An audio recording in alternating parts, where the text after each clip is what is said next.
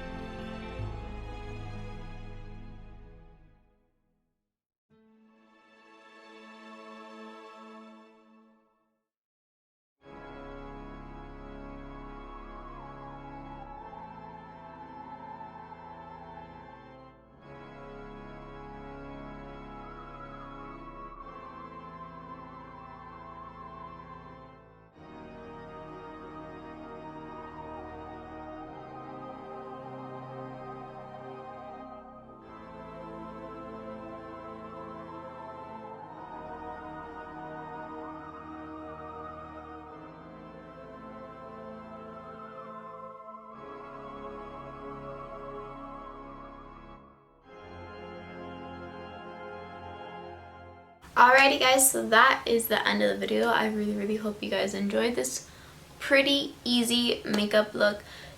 It's just about getting your face and whatever else all green and then just adding in some details. It's honestly a more simple but I think very effective makeup look. Frankenstein is such a known character and is pretty easy to do.